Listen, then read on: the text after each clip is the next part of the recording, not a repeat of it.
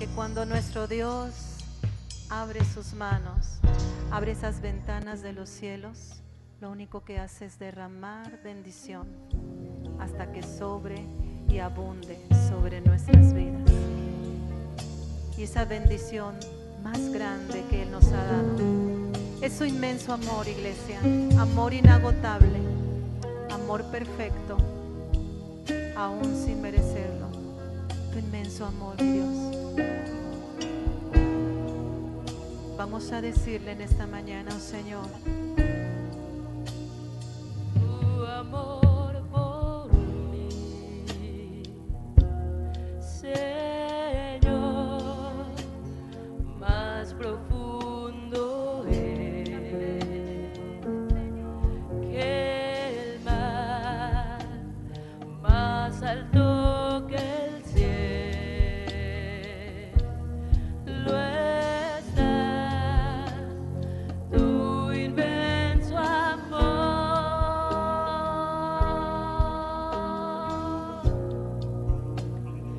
tu amor por mí, Señor, más profundo es que el mar, más alto que el cielo está tu inmenso amor.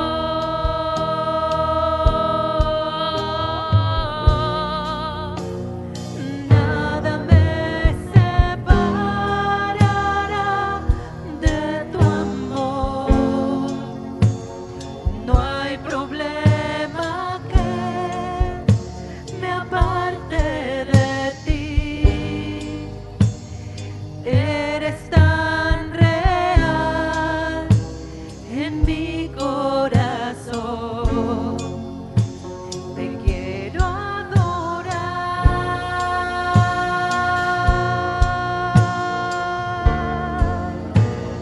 Cuando pienso en lo que hiciste por mí, al morir así, clavado en la cruz, no sé qué decir, me humillo ante ti.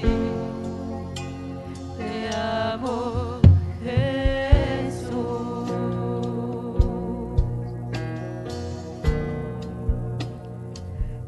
cuando pienso en tu amor, Señor, no tengo palabras para expresar mi gratitud. Tu amor es asombroso, tu amor es inagotable, tu amor es incomparable, Señor. Tú no tenías por qué darme tu amor, ni enviar a tu Hijo a morir por mí, pero fue más allá tu amor, que aún sin merecerlo, me lo entregaste, Señor. Y lo hemos recibido, Dios, y por eso es que estamos hoy delante de tu presencia.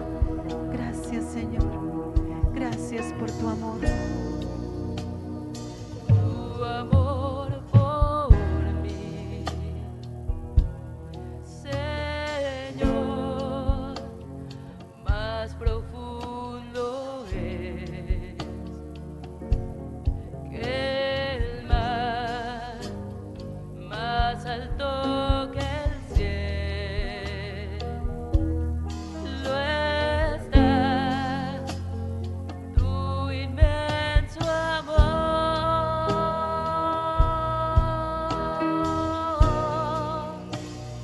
tu amor por mí, Señor. Señor, más profundo es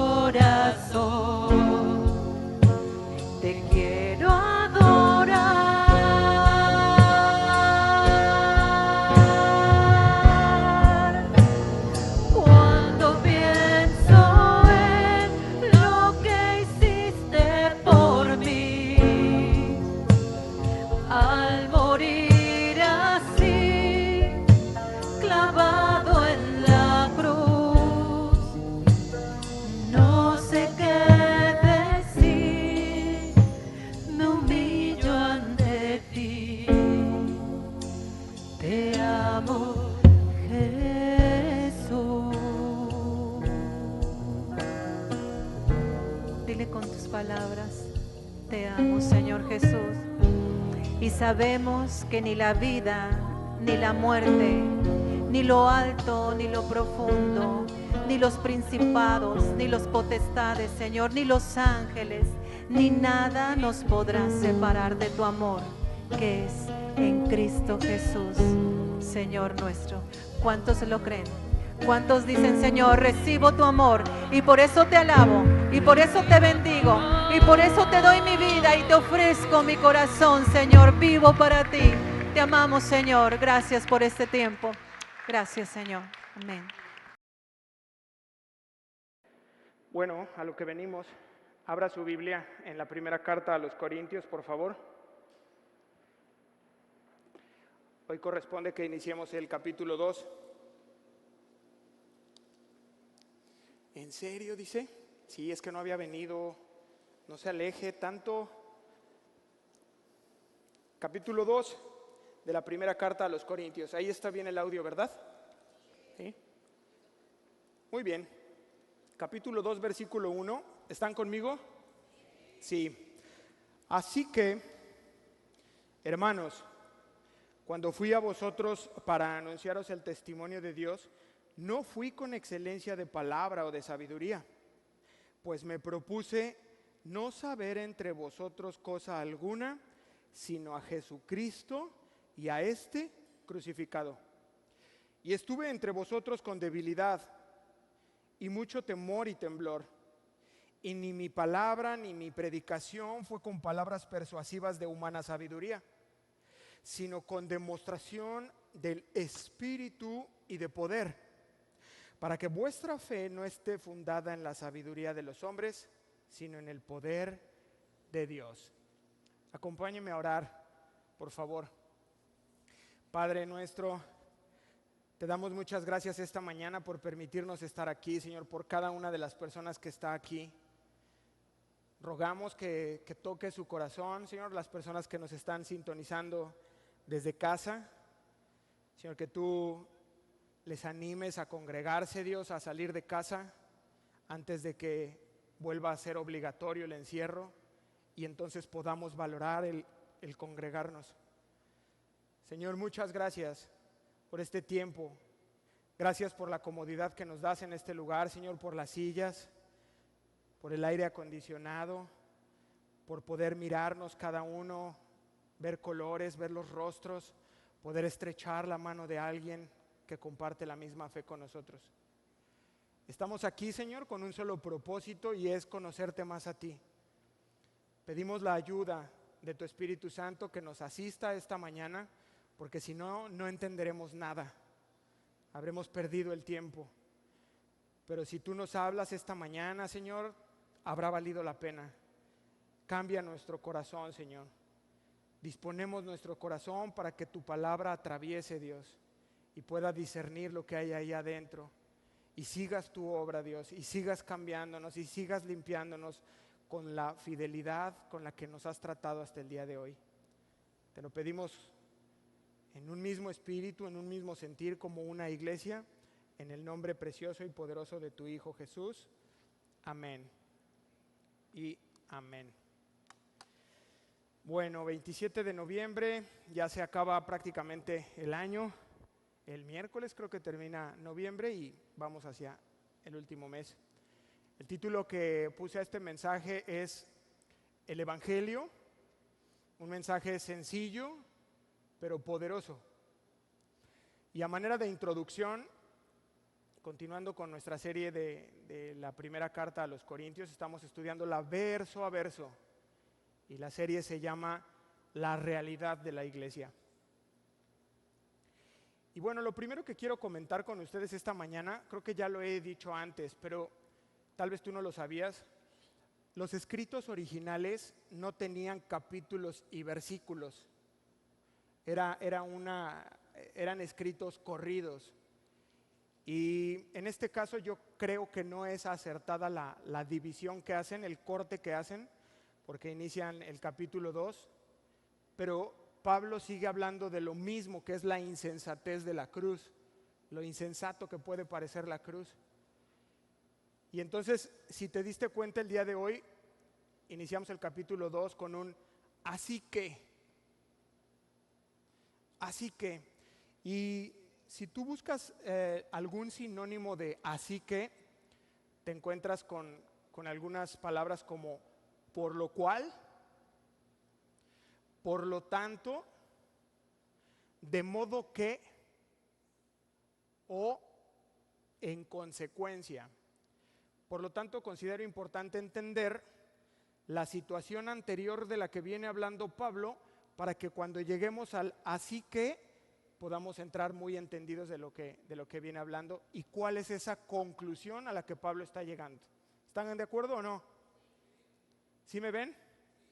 ¿O les sonrío? Muy bien. Pablo está tratando el tema de la división en la iglesia, ¿eso sí lo tenemos claro? Está habiendo una división en la iglesia en Corinto y es el primer tema de 5 que va a tratar en toda la carta, es el primero que está atendiendo.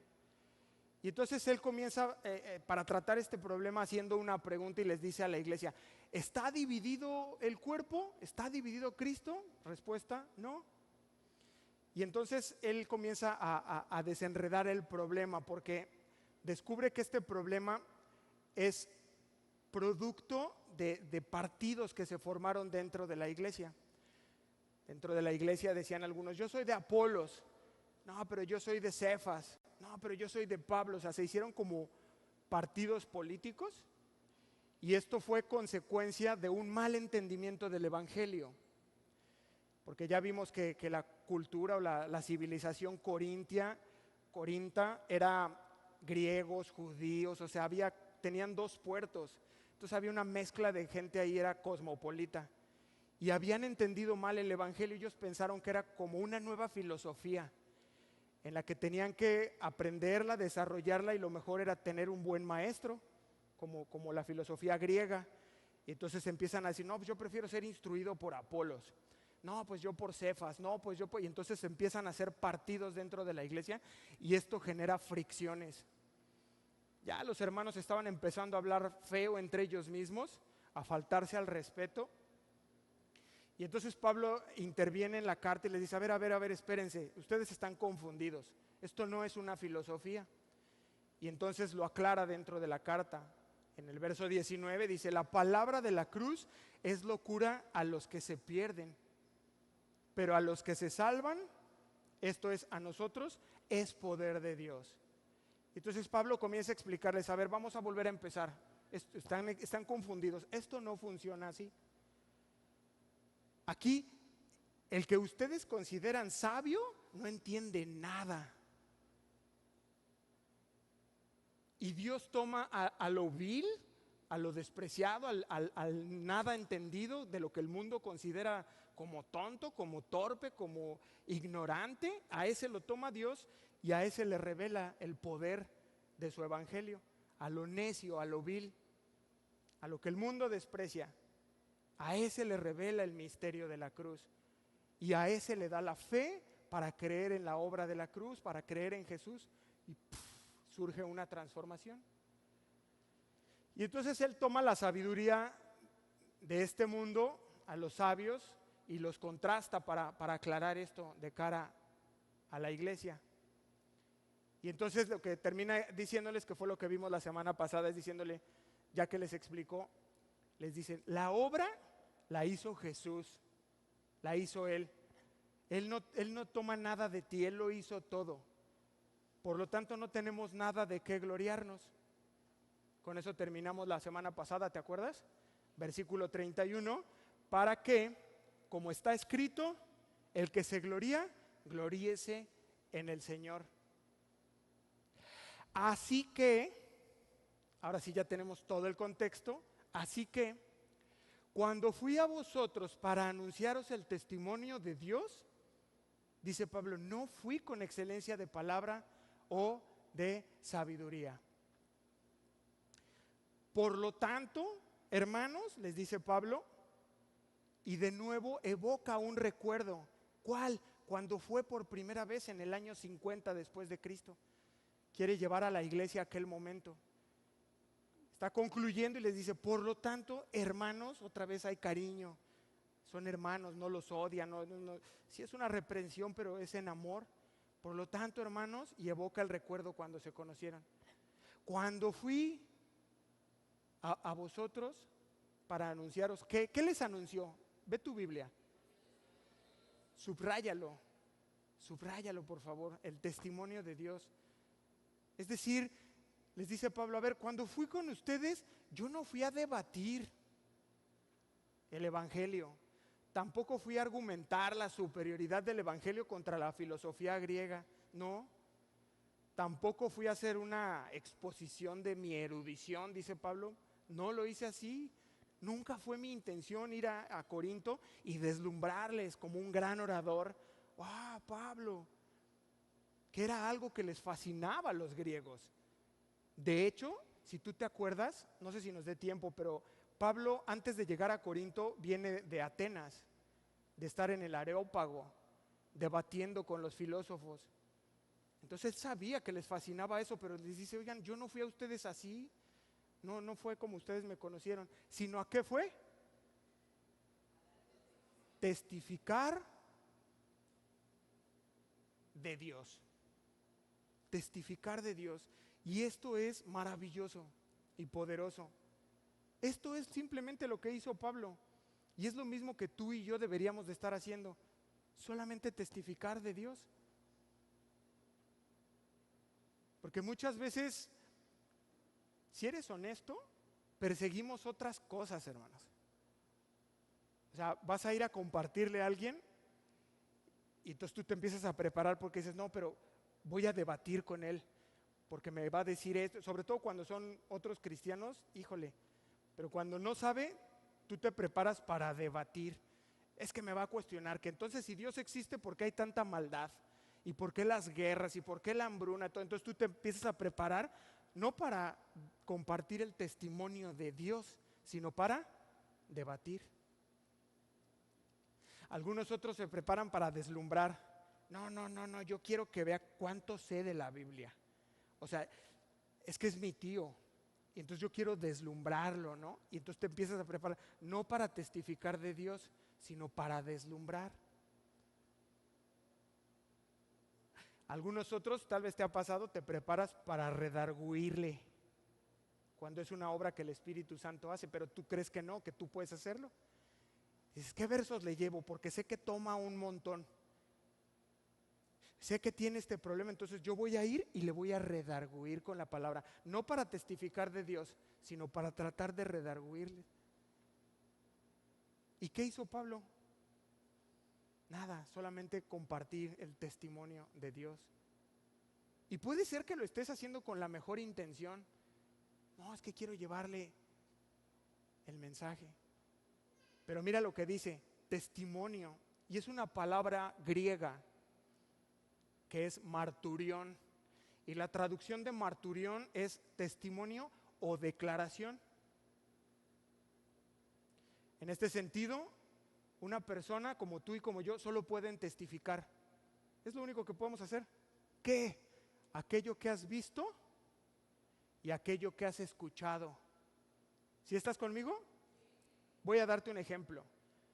Cuando una persona es llamada a un tribunal a testificar, las personas solamente pueden testificar que lo que conocen de manera objetiva en cuanto a un hecho.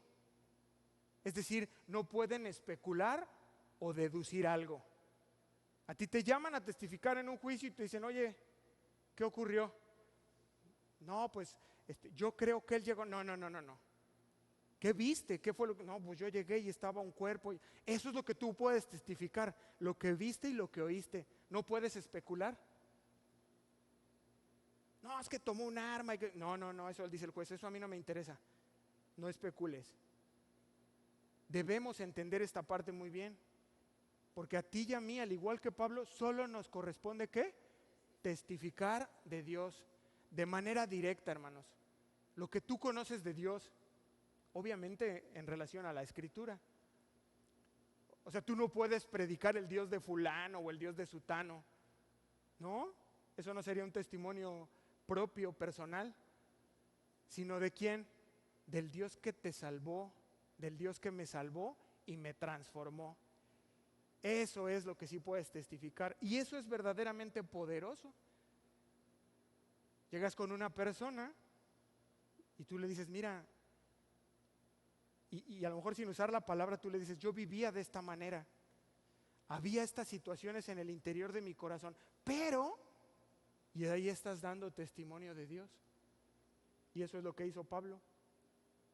Por eso es que debemos conocer a Jesucristo como nuestro Salvador personal antes de poder predicarlo.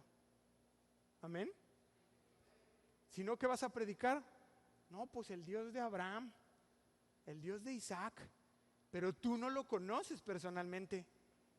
No, pues dicen que abrió el mar rojo, dicen que Jesús resucitó a una niña, dicen que murió en una cruz, pero no es personal. No es como que tú llegues y le digas, Cristo vive. Eso es locura. Créeme, y va a volver. Y entonces ya la persona, ¿cómo? Espérame, sí. Y entonces tú puedes comenzar porque tú le conoces de manera personal, como Salvador personal. Y hablas de lo que Dios hizo en tu vida y en la vida de miles. Mira, si no me crees a mí, platica con mi esposa. Ella también le conoce. Ella también vivía de una manera, creía ciertas cosas, pero vino y se encontró personalmente con su Salvador, y ella también puede testificarte de lo que ocurrió en su vida. Y eso es verdaderamente poderoso. Pablo les está diciendo que cuando expuso aquella sencilla verdad del Evangelio, no lo hizo con expresiones súper elocuentes, así de, ay, no, es que Pablo hablaba bien bonito. No, dice, no usé así altos vuelos de oratoria, no, fue algo sencillo. Estas cosas, hermanos, son adornos que los seres humanos tratamos de colgarle al Evangelio para adornarlo. Y yo quiero que tú sepas algo, la sabiduría divina no tiene nada que ver con lo humano. La participación humana no tiene nada que ver, no intentes adornar el Evangelio. Es típica esta parte del, no, tienes broncas en tu matrimonio, Dios quiere ayudarte. Y pues ¿a quién no le va a interesar? ¿Tienes problemas financieros? Jesucristo quiere prosperarte. No, pues solo un tonto no iría. Pero no hablamos el Evangelio correctamente, no hablamos el mensaje completo. Y a veces lo hemos hecho así. Hemos planeado, hemos adornado, porque pretendemos presentárselo a una o algunas personas con datos estadísticos, preparándonos ahí con grande oratoria, con un mensaje así bien preparadito, bien todo. ¿Y qué se necesita? Solamente testificar de Dios. ¿Vamos bien hasta aquí? Porque miren, si había alguien verdaderamente capacitado para haber hecho algo así muy rimbombante, ¿quién era? El autor de la carta. Si alguien estaba capacitado para hacerlo, era él. Había sido instruido en la mejor escuela de su tiempo, bajo los pies o la enseñanza de uno, si no es del mejor, de los mejores maestros de su tiempo. Era un erudito bíblico, hábil predicador, un gran expositor. ¿Y cómo lo sabes, hermano? Por sus cartas. Argumentador, de los mejores. Y cuando él tuvo que ejercer sus defensas, ¿qué hizo Pablo? Hermanos, mándenme un abogado, por favor. No, Pablo mismo, él tomaba sus casos y él mismo se defendía. Sabía argumentar, sabía defenderse. Entonces, si alguien pudo echar mano de esta gran oratoria, era él. Si te acuerdas, no quiero que vayas, en Hechos 26, termina diciendo Agripa. Entonces le dijo a Agripa, 2 puntos, por poco me persuades a ser cristiano. O sea que si había un buen argumentador, era él, alguien elocuente y capacitado, Pablo. Pero cuando estuvo en Corinto, ¿qué? No usó eso, no echó mano de nada de eso. No echó mano de ser un buen orador ni de sus capacidades. para convencer a la audiencia. No hizo nada de eso. ¿Por qué, hermanos? ¿Por qué si Pablo podía hacerlo, no echó mano de todo eso? La respuesta es muy sencilla. Porque Pablo no quería seguidores de Pablo, sino que quería seguidores de Cristo. Por eso no usó excelencia de palabras o de sabiduría humana. Y esto es muy revelador, porque así funcionan las cosas. Cuando tú escuchas a un orador muy elocuente, poderoso, sin que te des cuenta te vuelves seguidor de. Pero te habló el evangelio, pero tú sigues a... Es que no sabes qué bonito predica.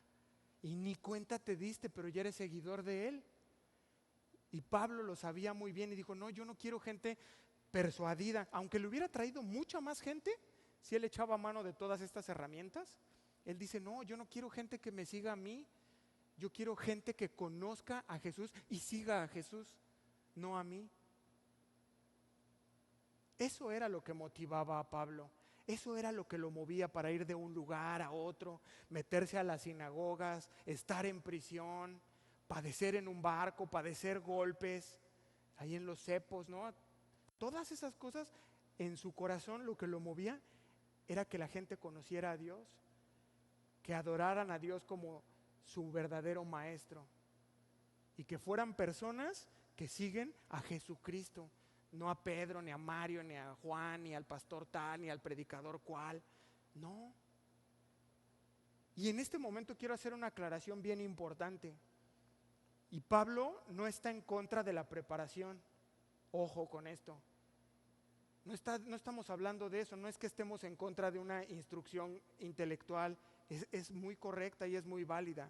De cómo se prepara un sermón correctamente, eso es válido, está bien. No estamos hablando de eso, porque hay personas que, perfecto, y entonces se agarran de este verso como excusa para no prepararse. No, es que Dios me puede usar, yo no necesito sabiduría humana, y lo agarran como pretexto. No, puedo hacer un buen sermón ahí espontáneo. Dios no le agrada la preparación sistemática. No es eso, no estamos hablando de eso. De verdad, hermanos, hay quien lo toma así. Bueno, yo por eso no estudio. No me interesa ni la homilética ni la hermenéutica.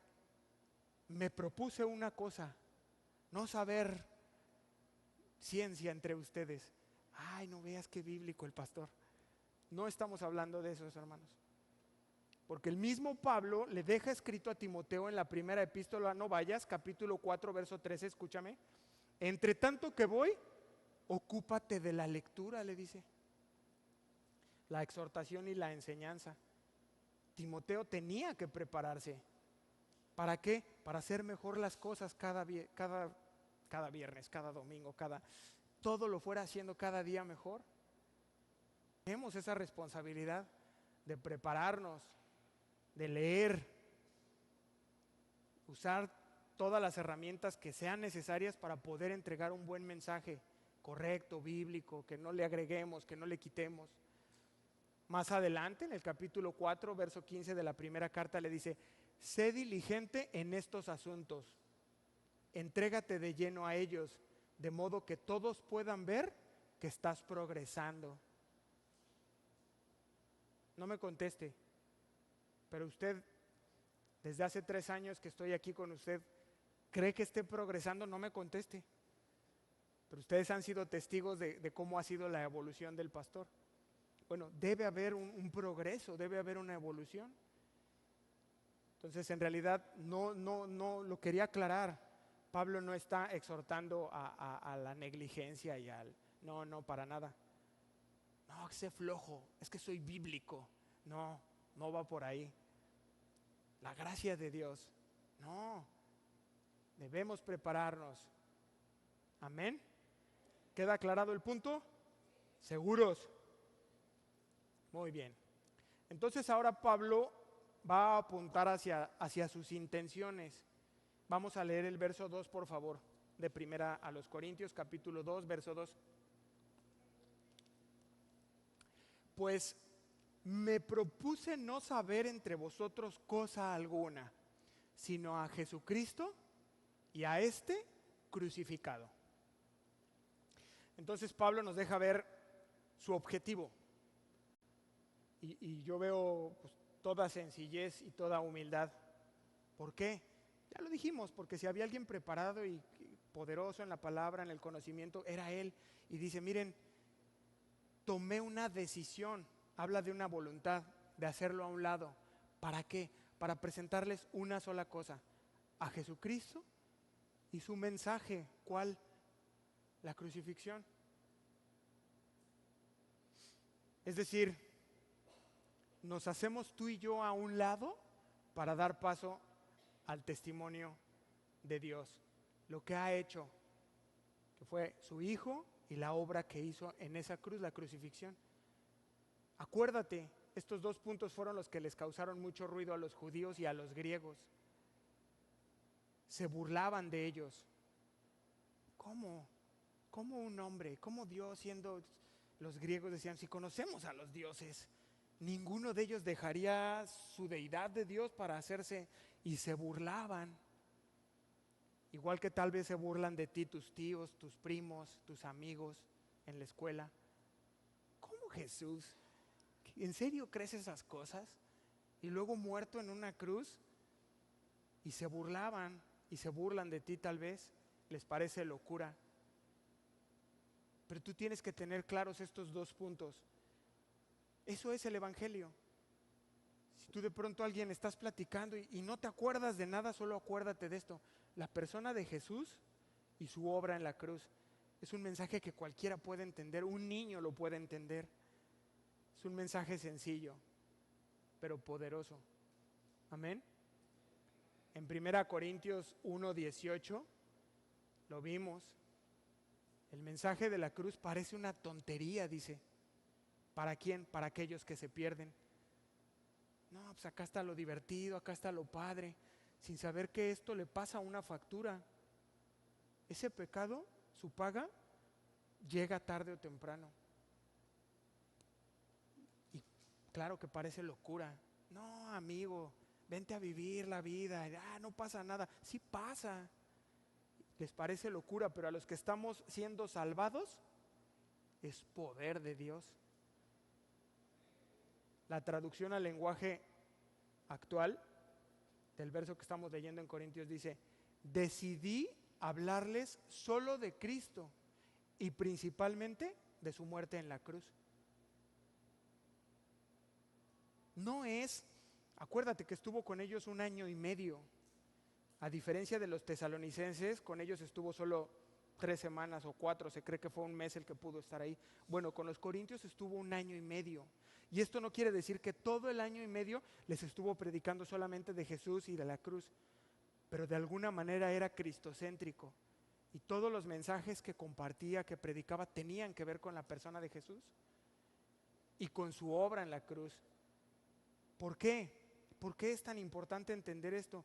Porque es en esa cruz en donde Él consigue el perdón que tú y yo podemos tener si tienes fe en Él y en esa obra.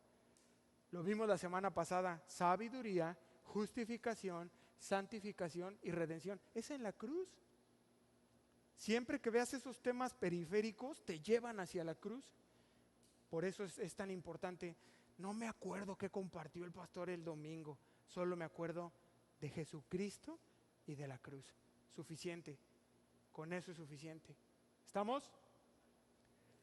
Algunos todavía están bostezando, pero no han dormido. Vamos bien, no hay bajas hasta ahora. Versículo 3. Y estuve entre vosotros con debilidad y mucho temor y temblor. Escucha, palabra de Dios para todos, lo traduce. Estaba débil y temblaba de miedo cuando me presenté ante ustedes. A ver, no está hablando de un miedo y un temblor así natural, como de pronto podríamos pensarlo. Pablo está hablando de una autopercepción que él tenía en el momento que llegó. Como un hombre espiritual, él sabía que las cosas no iban a estar fáciles en Corinto. que esa obra que él iba a iniciar ahí estaba complicada. Habla de un temor, de un miedo, de saber que lo que hacemos lo hacemos para Dios, no para servir al ojo humano. Y yo te hago una pregunta, ¿cómo compartes el Evangelio? No, pues con seguridad porque es poder de Dios. Sí, hermano, pero ahora podríamos decir eso, ¿cuál es la realidad? Es decir, ¿existe en tu corazón verdadera reverencia? O sea, ¿entiendes la magnitud de lo que estás compartiendo o a lo mejor ya es algo que haces de manera mecánica?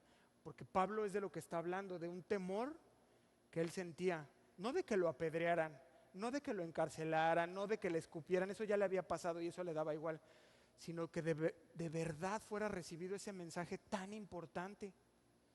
Entonces él tenía temor y temblor, habla de su ser interior. ¿Horas antes de compartir el mensaje?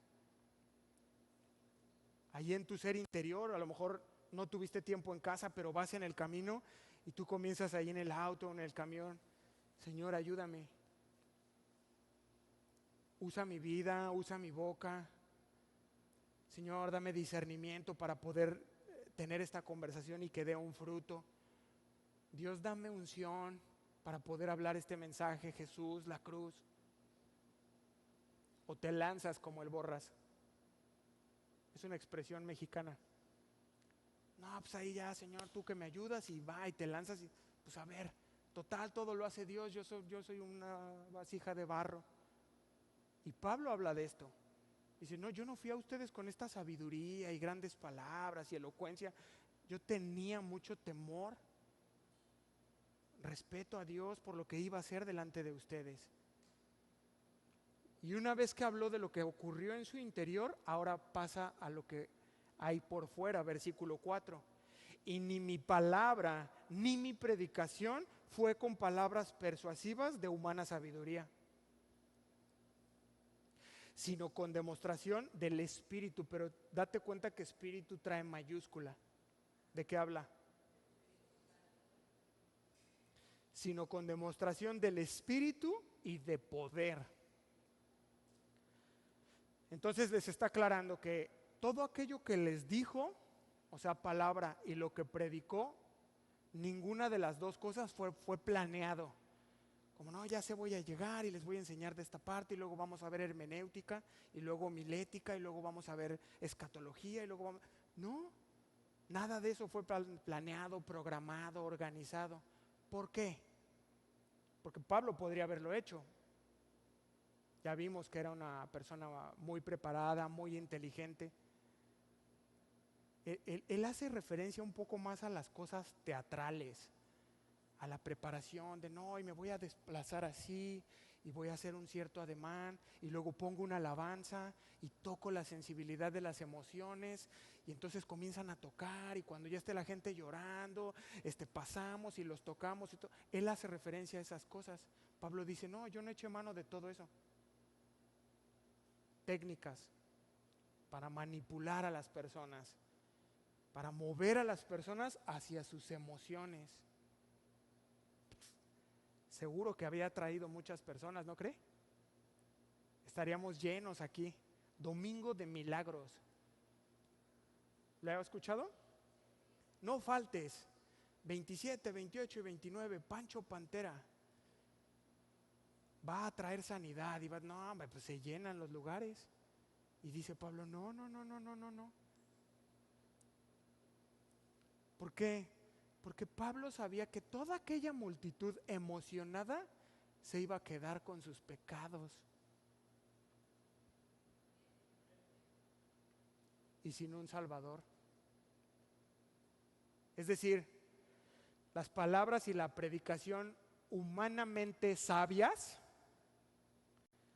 pueden producir ciertamente un cambio intelectual, sí, pero jamás un cambio espiritual. Los griegos lo sabían. No, nuestros grandes filósofos, no. hubo una evolución intelectual. Grecia fue y es cuna de la filosofía y grandes mentes intelectuales, pero nunca un cambio espiritual.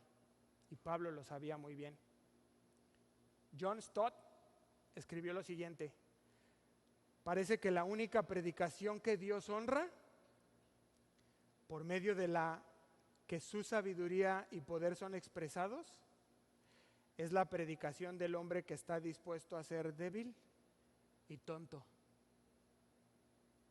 Te lo repito, parece que la única predicación que Dios honra, por medio de la que su sabiduría y poder son expresados, es la predicación del hombre que está dispuesto a ser débil y tonto.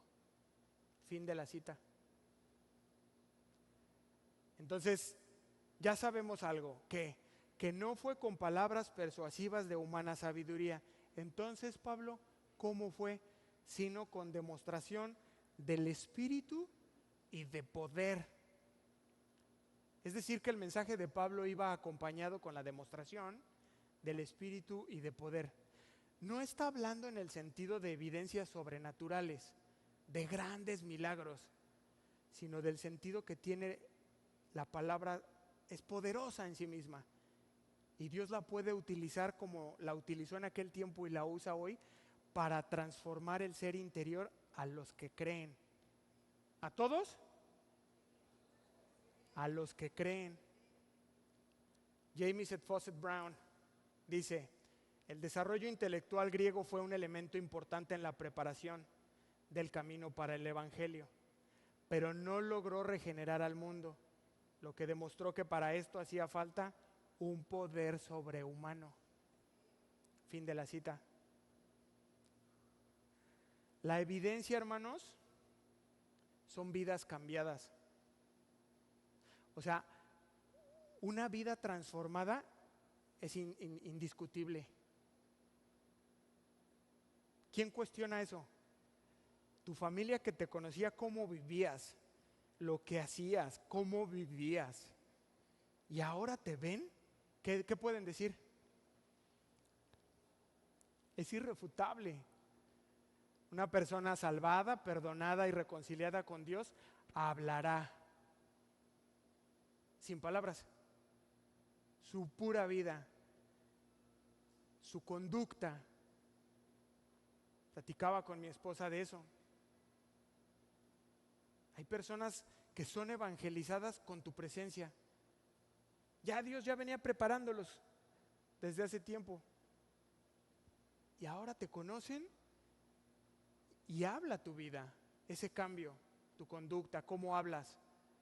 Te dicen: oye, ¿cómo estás sobrellevando esto de la enfermedad? Y, wow. Oye, ¿cómo estás manejando esta parte? Qué duro. Fallece un ser querido. Oye, no, estoy bien. No, mira, no finjas conmigo, yo te quiero, tío. No, en serio, estoy bien. ¿Y cómo lo manejas? El Evangelio. O así debería ser, ¿no? A diferencia de una persona que vive con el peso de la culpa. ¿Te acuerdas cómo era? ¿Cómo vivías? Esa culpa pesada de decir: ya no quiero hacer esto, pero sigo haciéndolo. Y te llevaba a la condenación. Miserable de mí. Y es que a veces pasamos mucho tiempo discutiendo con los incrédulos sobre el cristianismo, ¿no? Como tratando de convencerlos. No, hermanos, solo tenemos que hacer una cosa: demostrarlo. ¿Cómo? El poder de Dios, el testimonio de Dios, nuestras propias vidas. Este es el resultado de lo que he creído. ¿Te gusta? Es atractivo. Yo conocí, a mí fueron 2 personas las que Dios usó para inspirarme, que yo veía sus vidas y decía: wow, algo tienen estos hombres. 2 de ellos, sus miradas, su forma de hablar, su forma de tratar. Y yo dije: yo quiero lo que ellos tienen. Y se lo dije a uno, no sé qué tienes, pero yo lo quiero. Yo quiero eso que tú tienes. Y es así. Es tu vida la que tiene que inspirar. Y cuando tú hables, testificas de Dios. No forzas, no empujas, sino en el momento adecuado tú le dices a la persona, mira, a mí lo único que me ayudó fue Jesús. Y entender ese sacrificio que hizo en la cruz. Fue el costo para ganar mi libertad. Y hoy lo amo, hoy le sirvo, hoy estoy rendido a Él, soy esclavo de Jesucristo. Él es mi Señor. Eso, y va a volver. Y yo pues estoy gozoso, me encanta la idea de volverle a ver, de conocerle en persona. Amén. Concluye el apóstol Pablo, versículo 5.